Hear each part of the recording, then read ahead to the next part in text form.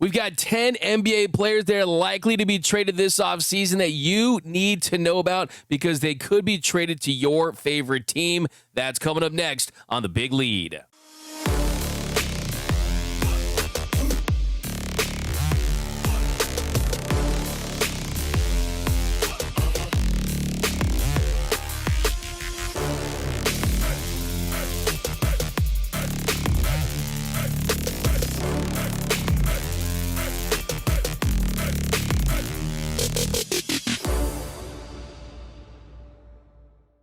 What is up, and welcome to The Big Lead. My name is Doug McKain. You can follow me on X and Instagram at DMac_LA. I've been covering the NBA, basketball, sports for over a decade, 24/7 Sports, Bleacher Report, SI, Dodgers Nation. I also do NFL radio for Westwood One. If you're new to The Big Lead, it's the hottest stories in sports in less than an hour. So be sure to subscribe, hit the notification bell, hit the like button. Also comment Luka Magic down below so you're eligible for a Luka Doncic authentic Lakers jersey that we are giving away once we hit 2K subs.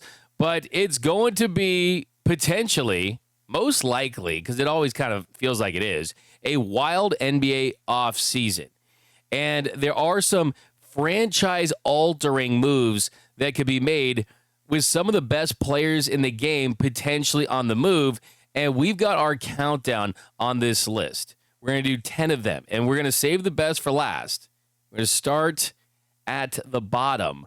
We're going to start at the bottom here. Guys that definitely can have impacts, for sure. And we're going to start with Mark Williams. Mark Williams with the Charlotte Hornets. Of course, the deal that was nixed by the Lakers because they found issues in his injury history, but NBA insider Mark Stein said some rival executives expect the Williams trade market to be re-explored this summer. So that's really good news for any team that needs a center because Williams, he does have a lot of upside. He has room to grow. He's only 23 years old. He's 7 feet tall. He has a 61.9% overall field goal percentage. He's someone that, if he's right, he can get you double-doubles. He can get you rebounds. He was the 15th pick of the 22 NBA draft, and they actually signed off on a trade. They signed off on a trade to send him to the Lakers, but they backed out. So, look, he failed a physical. It didn't work out. Clearly, there's something that they didn't like under the hood, but he still is someone that could be a legitimate game-changing frontline player for a team that says, hey, we're willing to take a risk on the medicals because the numbers, they look really interesting on Mark Williams. I mean, who wouldn't want a guy that can put up the kind of numbers at that position that could instantly bolster your lineup? I mean, 15.3 points per game, 10.2 rebounds, 2.5 assists, a 23.9 player efficiency rating. He shoots 60.4% from the field. And like I said, he's still so young. He is still so young. He's just 23 years old. The issue is he played 44 games last year, 19 games in 2023 and 2024, and 43 games in 2022 and 2023. So he has only played 106 games in his NBA career. That might scare teams away, but also might find teams in a position where they see value in that deal. Okay, 9 is Jabari Smith. So Jabari Smith is really interesting because to get back into kind of the legitimate title contention, the Rockets may need to make a trade to make it happen. While they don't want to break up their young core, potentially, Giannis Antetokounmpo is available, and there is talk that Sengun could be available, and Sengun's another guy that, yeah, look, good player, really nice upside, does a lot of really good things for them, but he's not Giannis Antetokounmpo. We'll talk about Antetokounmpo a little later, but as far as Jabari Smith goes, he's the number 3 pick in the 2022 draft. Maybe he's the odd man out if he's squeezed out of that starting lineup with Eason, and then he's just kind of lower on that food chain, then maybe he is someone that they look to move. I mean, you look at where he's at. I mean, he's 7th in average field goal attempts, 10th among rotation regulars. So he's just not getting the opportunity. He's just 21 years old, and he's got good size. He's got the ability to block shots. He can shoot. He's got some tools that make him really interesting, and I think that he's a guy that I look at as, okay, if I'm trading for him, it's because I see that he has kind of untapped potential and has been somewhat underutilized. I mean, 12.2 points per game, 7 rebounds, and 1 assist per game. The field goal percentage is low, 43.8%, shoots 35.4% from 3, but 6'11", 220. Really good size there, another frontline guy. And then 8, Nic Claxton from the Brooklyn Nets. So Nic Claxton is interesting because, one, the Nets, they're going to be wheelers and dealers. They're going to be looking to move. For starters, their roster, they need a reset. They need to unplug that thing, reboot it. The Wi-Fi is not working. You unplug that thing. For my old Super Nintendo fans, you take the cartridge out, you blow on it, you see if you can change things up. They need to not do that. They need to get a whole new system, right? They need to completely replace that thing. And it's Brooklyn. And Brian Windhorst of ESPN already said they want to go star searching. And they have cap space to sign really elite players. They have some trade chips. They're a market that sees the Knicks one win away from going to the NBA Finals. I mean, Eastern Conference Finals and potentially the NBA Finals. So you're competing in the Big Apple. It's the entertainment capital of the world on the East Coast. You want to make sure that you got a viable product. And Claxton is someone that he was available at the trade deadline. The Athletic's Sam Vincente said that the Nets were, quote, willing to listen to offers for Claxton ahead of the trade deadline. So that tells you that if you're willing to trade with the deadline, you're going to be willing to trade him now. So Nic Claxton is another one. 7, Cam Johnson, another guy on the Brooklyn Nets. He was given the title most surprising player to not get traded because he was a guy that was floated in trade talks. Tim Bontemps and Brian Windhorst both said that he was the player most likely to get moved at the deadline, and he wasn't. So that I don't think changes what they do in the offseason. I think just Brooklyn wanted more time to kind of get to where they need to get to as far as putting the package together to get the player they want. Because for him, he's 6'8".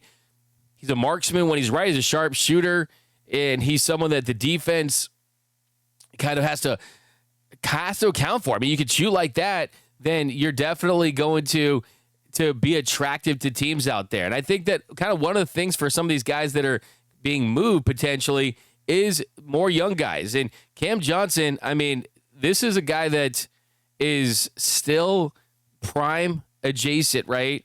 And he had his best year. I mean, 18.8 points per game on 47% shooting, 39% shooting from beyond the arc on 7.2 attempts per game. This is kind of your prototypical NBA player in 2025. So, look, I mean, that's an impressive clip, and I look for him to get dealt too.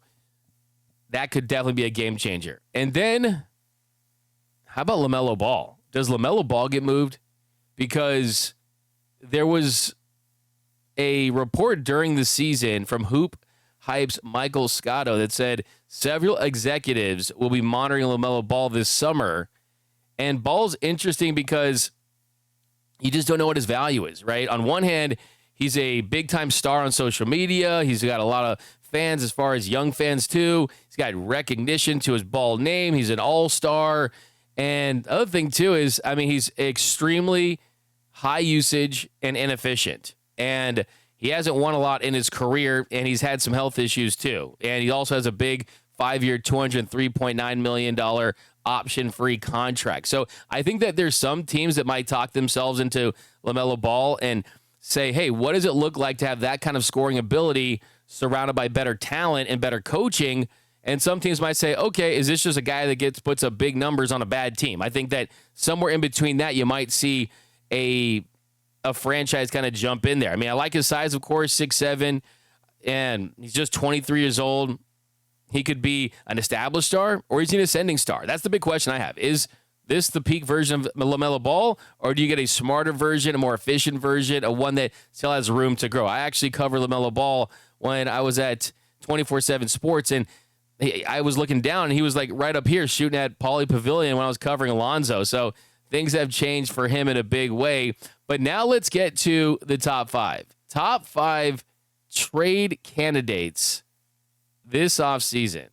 Lauri Markkanen coming in at 5 for the Jazz. And yes, last summer it was about Lauri Markkanen. He didn't get moved, right? And I think that the circumstances were just different then. Markkanen, he was incentivized to stay in Utah because the Jazz were the only team that could renegotiate and extend his contract because of this cap space they did have in Utah. They were stuck in between, right? I mean, you had Jazz, they were in the tank, and now they're at the bottom of the standings again after another rough year down Utah. And Markkanen, he's got his money. So if the right team says, okay, we want to build around Lauri Markkanen, either as a strong two, a foundational piece, they got the contract in place. And I think the right trade is going to be a decision for Danny Ainge, because when Danny Ainge is involved, it's never going to be easy. It's always be complicated. He doesn't make trades unless he thinks that he won that trade, right? And that means that if you want to get Lauri Markkanen, you're going to have to give up a haul, especially because he has proven that he's capable of being a really, really good player in this league, and that, hey, you don't this is a team in Utah. They're capable of losing enough games for a top pick, even with Lauri Markkanen on it. So they can still tank with Lauri Markkanen, and I think that it kind of just depends on the demand for stars and how other teams view him. So he's another interesting one. I could certainly see him moved. And 4, this one to me might be the highest risk, the highest reward, and that is Zion Williamson. Zion Williamson has had all the potential in the world, not just to be an All-NBA, but MVP level player. In the Pelicans, they fired general manager David Griffin, and the reason why they did that is because David Griffin's job was to put a championship team, a contender, around Zion Williamson. Only issue is Zion Williamson can't stay healthy. This year, he played 30 games. But in those 30 games, averaged 24.6 points per game, 7.2 rebounds, 5.3 assists, and he's always been an incredibly efficient player. 56.7% from the field.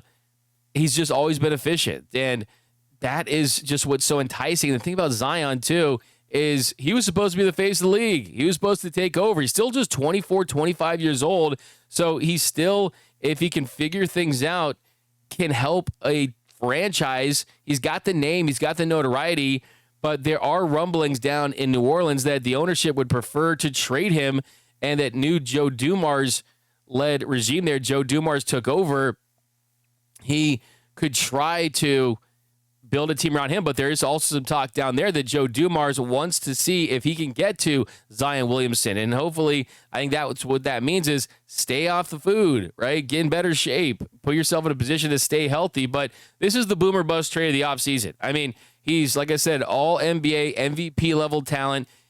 If he can't stay healthy, his next team can get out of that deal if it needs to, too. So, I mean, you look at where he's at, he is really where, I mean, the bonus of is the contract has a lot of protections against injuries. So that's kind of a really good incentive for teams is if you trade for him and he can't play, there is a way out of it.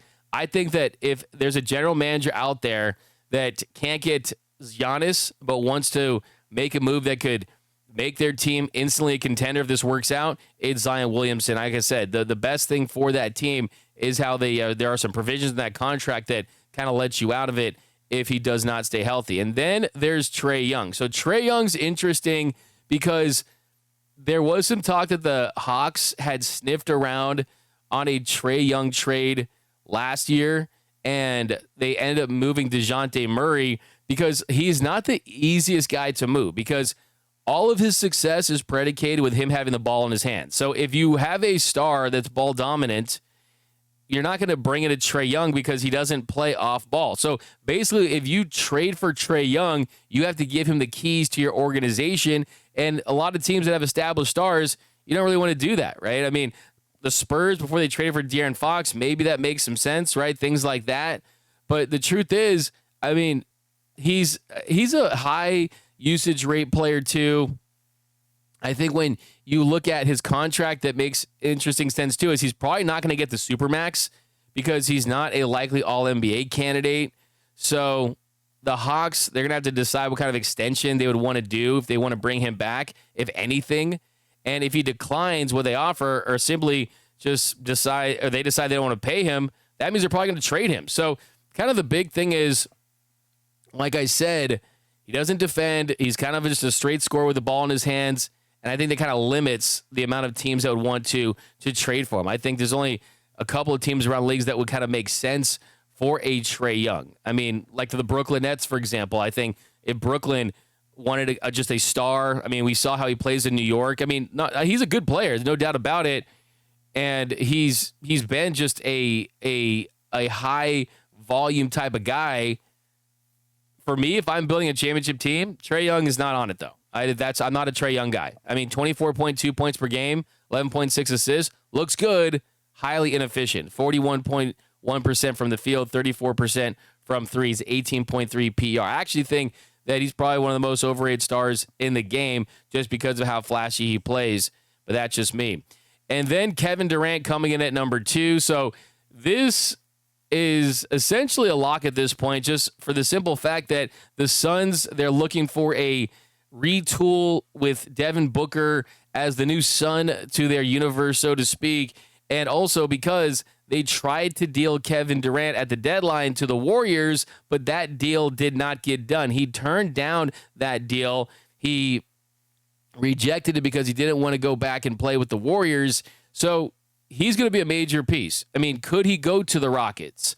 Could he go to the Thunder if they don't get it done with all the picks they have? I mean, the thing about Kevin Durant is if you trade for him, it's, hey, are we going to win a title in year 1 or year 2? Because he's going to be 37 years old before opening night next season, and you're not looking at a 4 or 5 year window. You're looking at a 1, 2, possibly 3 year window. He's aging well as far as he's still a really productive player at this stage of his career.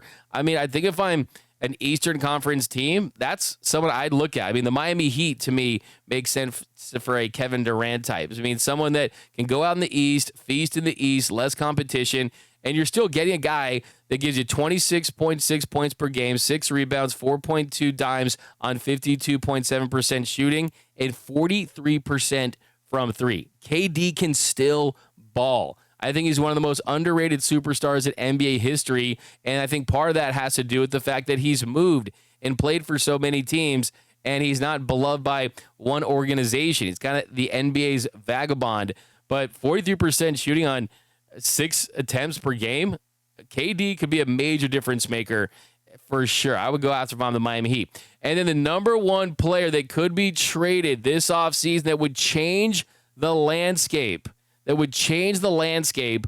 the NBA would be Giannis Antetokounmpo. And Giannis, every couple of years, he gets a little anxious and he gets a little antsy, and he indicates that, hey, maybe I want to explore life after Milwaukee. That's already been reported by multiple NBA insiders that he'd be willing to do just that. And what happened the last couple of years? Last time he did it, they traded for Damian Lillard. Didn't work out. He tore his Achilles. He's going to be out for a long time. Before that, though, they traded for Drew Holiday. It led to an NBA title. The problem now, though, they're out of bullets. They don't got trade chips. Their first round pick they can trade, they don't own their first round pick until 2031. They also have developed no young players. I mean, if he stays in Milwaukee, he's there just to be comfortable, right? Milwaukee needs to trade him, and he needs to get out of there. Because if Milwaukee keeps him, it's just, okay, cool, we have Giannis. He's going to put up MVP numbers, and we're not a serious contender because, hey, we went all in, and it worked. A lot of teams go all in, and they skip the part where they win the championship. They went all in, and it works. You got to give them credit for that. So now I think it's about how aggressive does Giannis and his camp get as far as forcing a trade out of Milwaukee. And I think that he's leaning towards doing just that. He's just 30 years old. I mean, he can win 3 more titles. I mean, every team in the league should pick up the phone and ask about Giannis Antetokounmpo. That is how good he is. I think that he's in that tier. The tier 1 NBA superstars right now are Nikola Jokic, Luka Doncic. Yes, Luka's ahead of Ant and Shea. Don't tell me anything other than that. Could Shea ever score 73 points in a game, 10 rebounds, 7 assists? No, I don't think he can. Sorry. Is he as good as Luka in the playoffs? No, he's not. Stop. But the tier 1, Joker, SGA, Luka. Joker, Luka, SGA, Ant is in there kind of. Let's see what he does. But the true 4, it's a big 4. The Mount Rushmore of the NBA, Joker, Luka, Giannis, and SGA. That's my big four. I don't care that SGA is going to win the MVP. Giannis Antetokounmpo, 30.4 points per game, 11.9 rebounds, 6.5 assists. But wait for it, on 60.1% shooting. His PER is at 30.5 this season. Shea's a beast, though. I'm not hating on Shea. I mean, the PER is consistent with that. But I think that moving forward, I would take Giannis if I'm trying to change up my franchise. But that's going to do it for this episode of The Big Lead. My name is Doug McKain. You can follow me on X and Instagram at DMAC_LA. Subscribe to the channel, hit the notification bell, hit the like button. And until next time, I'm out.